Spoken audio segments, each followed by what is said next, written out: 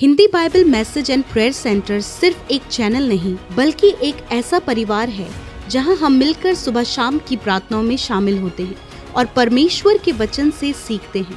खुदावन इस मिनिस्ट्री के द्वारा बड़े बड़े कार्य कर रहे हैं और अब बहुत जल्दी ये परिवार 1 मिलियन सब्सक्राइबर का होने वाला है। आप भी इस परिवार का हिस्सा बने और हमारे साथ मिलकर प्रभु के कार्यों को करें। Praise the Lord. दोस्तों, हम आपका स्वागत करते हैं आज रात की प्रार्थना में। और आज मैं आपसे बात करना चाहता हूं कि प्रभु आपको इस्तेमाल करेगा, परमेश्वर आपको इस्तेमाल करेगा अपने राज्य की बढ़ोतरी के लिए। लेकिन हम में से बहुत से भाई बहन हैं जो सोचते हैं प्रभु हमें कैसे इस्तेमाल करेगा, हमारे अंदर तो कोई टैलेंट नहीं है, हमें तो कुछ भी नहीं आता, तो फिर प्रभु कैसे हमें इस्तेमाल करेगा। हम तो सबसे छोटे हैं, हम तो सबसे तुच्छ हैं, हम तो ज़्यादा पढ़े लिखे नहीं हैं, हम तो ज़्यादा बुद्धिमान नहीं हैं, हमें तो वचन का इतना नॉलेज नहीं है, तो फिर कैसे प्रभु हमें इस्तेमाल करेगा। और इस कारण बहुत सारे भाई बहन अपने आप को पीछे कर देते हैं, अपने आप को दबा देते हैं और कभी भी वो प्रभु के कार्य को करने के लिए, किसी और काम को करने के लिए आगे नहीं आ पाते, फ्रंट में नहीं आ पाते। वो सोचते हैं मैं नहीं, कोई और करेगा, कोई और करेगा, कोई और करेगा, और इस कारण वो अपने आप को पीछे करते रहते हैं, ये सोचकर कि मैं इस काबिल नहीं हूं, मैं इस योग्य नहीं हूं, मेरी वैल्यू नहीं है इतनी, या फिर मैं इस योग्य नहीं हूं।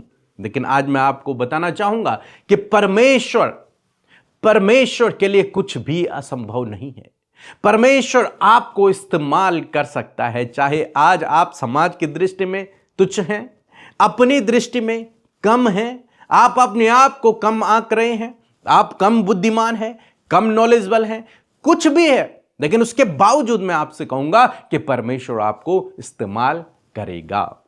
जैसे हम लोग देखते हैं न्याय की किताब उसके 4 अध्याय में क्या देखते हैं, यहां पर एक स्त्री है जिसका नाम है दबोरा। और आप जानते हैं कि पुराने जमाने में स्त्रियों को बहुत कम आंका जाता था, उनको कोई आजादी नहीं थी, ऊंचे पदों पर हमेशा पुरुष ही रहते थे, लीडरशिप में हमेशा पुरुष ही रहते थे, पुरुष प्रधान था। आज की डेट में सब जगह लेडीजें भी आपको नजर आएंगी, लेकिन पुराने जमाने में ऐसा नहीं था। पुराने जमाने में हर जगह आपको पुरुष नजर आएंगे, स्त्रियों का कोई नामो निशान नहीं था लीडरशिप में। उन्हें हमेशा पीछे रखा जाता था, वो घर का काम देखती थी या फिर कुछ और काम। लेकिन यदि युद्ध में जाना है तो कौन जाएगा? पुरुष जाएगा। यदि परमेश्वर का कोई याजक है, भविष्यवक्ता है, तो कौन होता था? पुरुष होता था। यदि कोई बड़े लीडरशिप में है तो कौन होगा? पुरुष होगा। और आपने बाइबल में कई बार ऐसा पढ़ा है। लेकिन न्याय की किताब उसके 4 अध्याय में हम दबोरा एक स्त्री के बारे में पढ़ते हैं। उसके लिए लिखा है, यह स्त्री नबिया थी, परमेश्वर की एक भक्त थी, एक भविष्यवक्ता थी, और परमेश्वर ने उस स्त्री को इजराइलियों का न्यायी ठहराया था। सोचिए आप, समाज की दृष्टि में स्त्री का उस समय कोई स्थान नहीं है, समाज की दृष्टि में स्त्रियां तुच्छ हैं, स्त्रियों की दृष्टि में वे स्वयं निम्न हैं, कम हैं, वो भी अपने आप को उस समय कम आंकती थी। लेकिन परमेश्वर जिस पर स्त्री और पुरुष सभी निर्भर और बलवान, धनवान और निर्धन सब भरोसा करते हैं, उसके लिए किसी को भी लीडरशिप में खड़ा करना कोई बड़ी बात नहीं है। उसकी नजरों में सब समान है, उसकी नजरों में ऊंच नीच नहीं है, उसकी नजरों में नहीं है स्त्री पुरुष, उसके लिए दोनों उसकी संतान है, दोनों उसके बच्चे हैं। और यहां पर परमेश्वर ने क्या किया? उस स्त्री को चुना और उसे इजराइलियों का न्याय ठहरा दिया। बहुत सारे इजराइलियों को यह बात हजम नहीं हुई होगी, एक स्त्री हमारे ऊपर, परमेश्वर ने कैसे इसे न्याय ठहरा दिया, हम इसका कहना मानेंगे?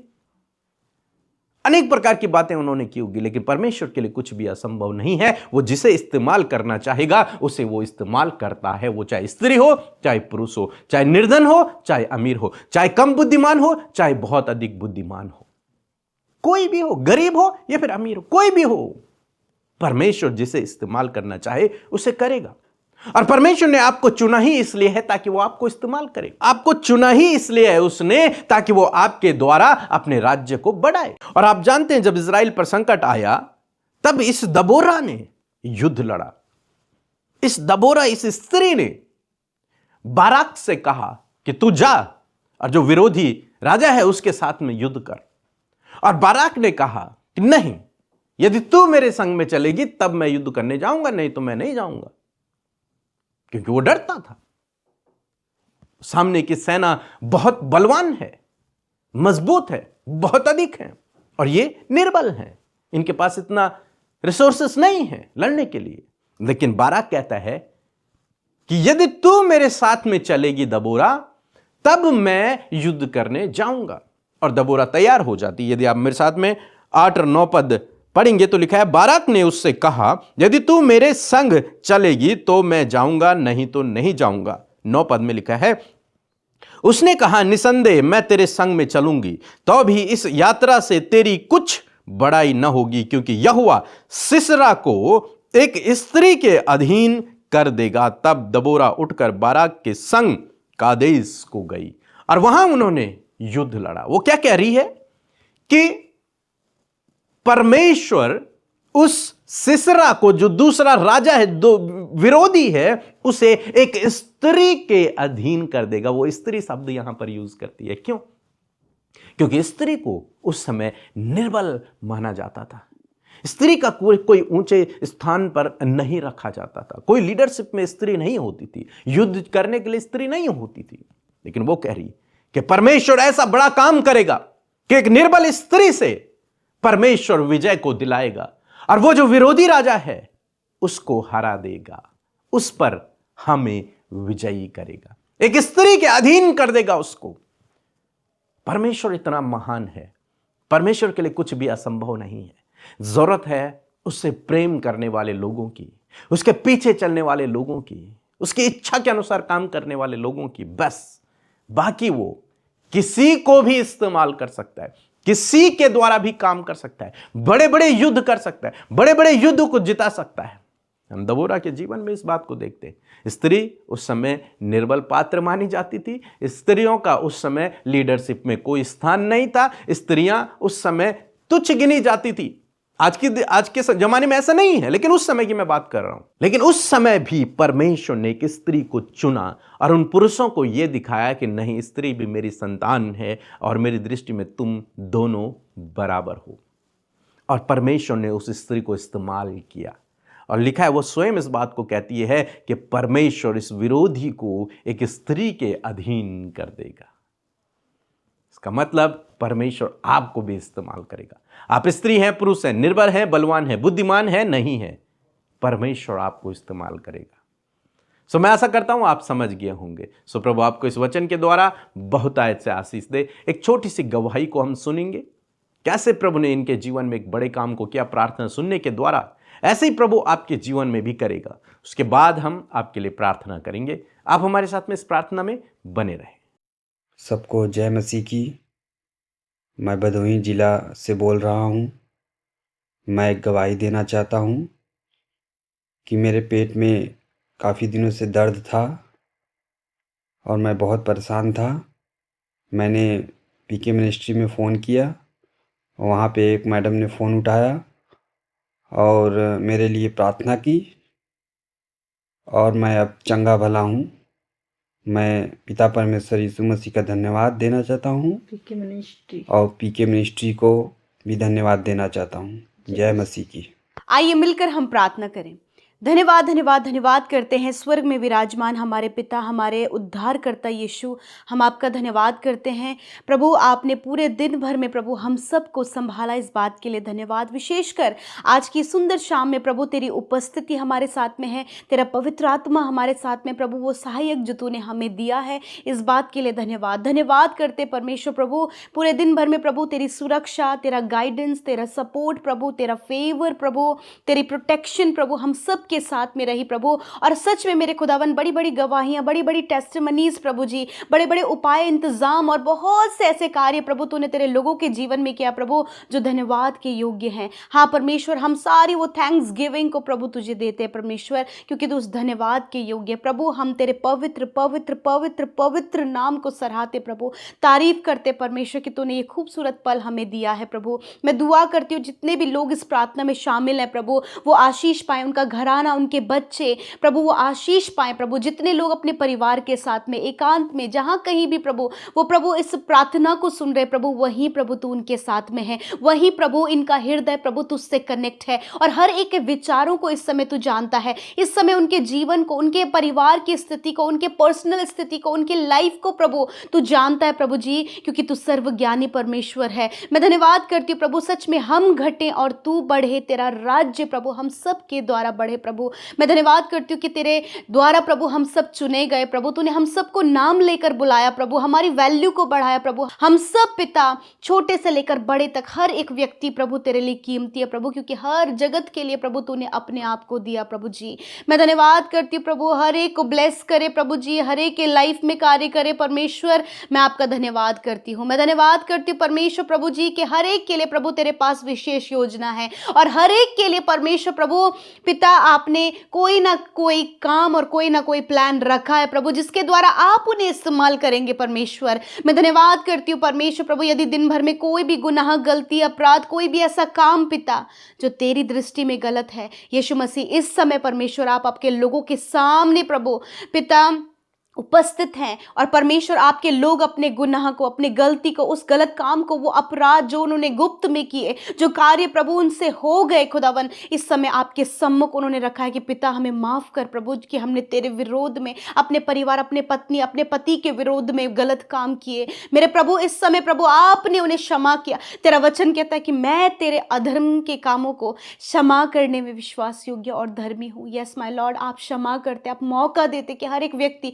अपनी गलतियों से फिर जाए, अपने गलत कामों को छोड़कर सही रास्ते पर चल सके। धन्यवाद पिता, हम आदर करते प्रभु, जीवित कलाम का, वचन का आदर करते हैं। We respect your word lord. मैं धन्यवाद करती परमेश्वर कि आज जितने लोगों ने प्रभु आपके वचन को सुना, ग्रहण किया, उनके जीवन में प्रभु ये वचन कार्य करे प्रभु, एक एक के जीवन में ये प्रैक्टिकली वर्क करे परमेश्वर। मैं धन्यवाद करती हूँ लॉर्ड, मैं धन्यवाद करती हूँ परमेश्वर। सच में मेरे खुदावन हर एक व्यक्ति प्रभु तेरे लिए बहुमूल्य है परमेश्वर, और सच में मेरे प्रभु तू हर एक को इस्तेमाल करता है परमेश्वर, चाहे वो निर्बल हो, चाहे वो बलवान हो, चाहे वो बुद्धिमान हो या फिर ना हो। मेरे प्रभु हर एक व्यक्ति को जो तुझ पर भरोसा करता है, तेरे पीछे चल रहा है प्रभु, तू उसे इस्तेमाल करता है परमेश्वर पिता, क्योंकि आपके पास आपके लोगों के लिए योजनाएं हैं, बहुत सारे डिफरेंट प्लान्स है परमेश्वर। मेरे पिता जिस प्रकार प्रभु जी एक स्त्री दबोरा को पिता परमेश्वर प्रभु आपने प्रभु जी इस्तेमाल किया परमेश्वर पिता, उसी प्रकार प्रभु जी आज बहुत से लोग हैं जो अपने आप को सोचते हैं कि हम नहीं कर पाएंगे,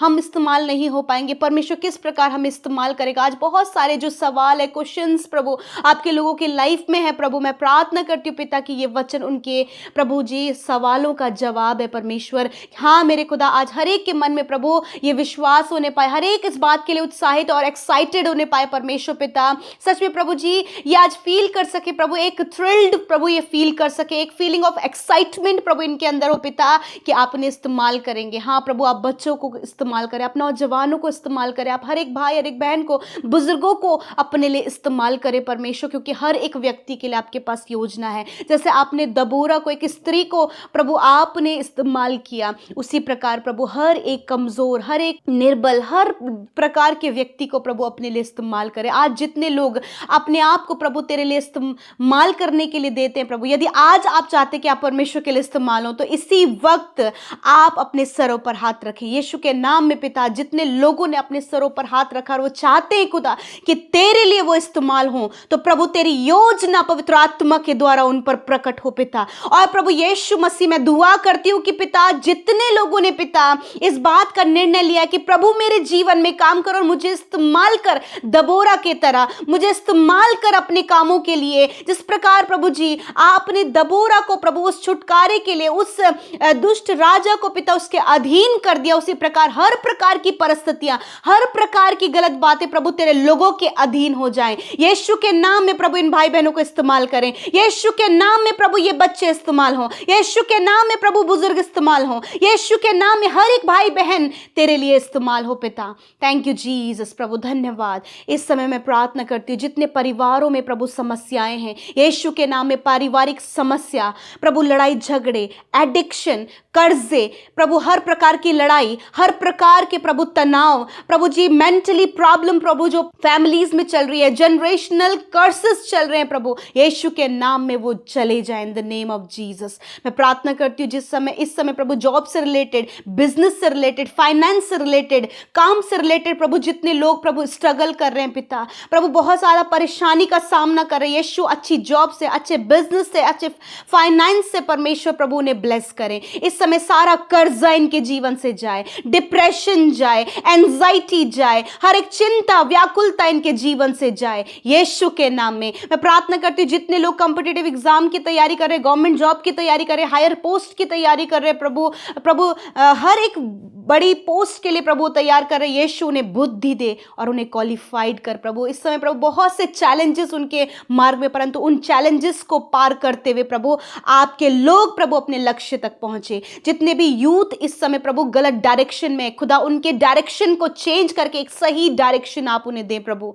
धन्यवाद करते बच्चे जो जिद्दीपन में हैं, बच्चे जो एडिक्शन में, खुदा यीशु के नाम में प्रभु बच्चे आजाद हो पिता। बच्चे तेरी शिक्षा में पाले जाएं, तेरे वचन में पाले जाएं, और जितने बच्चे मेंटली डिस्टर्ब हैं, ऑटिस्टिक हैं प्रभु, वीक हैं परमेश्वर पिता, यीशु नासरी के नाम में इसी वक्त प्रभु उनके हालात सवर जाएं, बदल जाएं in the name of Jesus. जो बच्चे चल फिर नहीं सकते, बोल नहीं सकते, वो काफी प्रभु उम्र के हो चुके हैं प्रभु, इसी वक्त यीशु के नाम में तेरी सामर्थ उन बच्चों के ऊपर उतरे, वो चले, वो बोले, वो समझे प्रभु यीशु के नाम में। इस समय जितने भी लोग बीमार हैं अपनी बीमारी की जगह पर हाथ रखें। यीशु आपका वचन कहता है कि तुम बीमारों के ऊपर हाथ रखकर प्रार्थना करोगे तो वह चंगे हो जाएंगे, क्योंकि तू उनका चंगा करने वाला सामर्थी परमेश्वर है पिता। तेरा वचन कहता है प्रभु अविश्वास की प्रार्थना के द्वारा रोगी बच जाएगा, और प्रभु यीशु मसीह उसे उठाकर खड़ा करेगा। उसने गुनाह भी किए हों तो उनकी भी क्षमा हो जाएगी। इस वचन के द्वारा प्रभु आज जितने रोगी हैं, जितने बीमार हैं, जितने आज अपने शरीर में दर्द और तकलीफ और बीमारियों को लेकर चल रहे, खुदा उन बीमारियों को यीशु के नाम से हम डांटते हैं, उन रोग को हम यीशु के नाम से डांटते हैं प्रभु। पीढ़ियों से चलने वाली बीमारी को हम यीशु के नाम में डांटते हैं, कैंसर को, ट्यूमर को, स्टोन प्रॉब्लम को, constipation, heart problem, lungs problem, kidney, liver problem, गुप्त रोग यीशु के नाम में डांटते, निकल जाओ इनके शरीर को छोड़कर। आंखों के, कानों की समस्या, मुंह की समस्या, हड्डियों की समस्या, मांसपेशियों की समस्या, जाओ यीशु के नाम में। यीशु के नाम में हर प्रकार के जो दौरे पड़ते हैं, हर प्रकार के जो फिट्स पड़ते हैं, यीशु के नाम में जाएं। सफेद दाग शरीर से जाएं, हर एक एलर्जी, इन्फेक्शन, रसोली, गांठ, सिस्ट, इसी वक्त इनके शरीर को छोड़कर जाओ। बीमारी तुम्हारा कोई अधिकार इनके शरीर में नहीं है प्रभु। धन्यवाद कि तूने चंगा किया। Be healed in the name of Jesus. चलने फिरने लगो, देखने लगो, सुनने लगो यीशु के नाम में। धन्यवाद पिता, आपने चंगा किया। आज की रात में प्रभु अच्छी नींद से सुलाए, हर एक बुरा सपना, नेगेटिव थॉट्स, दुष्ट के विचार जाओ यीशु के नाम में प्रभु। धन्यवाद हर एक जन जिन्होंने हमारे साथ मिलकर प्रार्थनाएं की है, मिलकर अपनी विनतियों को आपके आगे रखा है। थैंक यू जीसस कि हर एक व्यक्ति की तूने सुधी ली, क्योंकि हर एक व्यक्ति, बच्चा, बुजुर्ग, हर एक जन आपके लिए इंपॉर्टेंट है। धन्यवाद प्रभु, आपने हम सब की विनती प्रार्थना को सुना, उत्तर हाँ आमीन में दिया, इसलिए सारा आदर, सारी महिमा हम आपको देते हैं। यीशु के नाम में प्रार्थना को मांगते, सुने और ग्रहण करें। आमीन, आमीन और आमीन।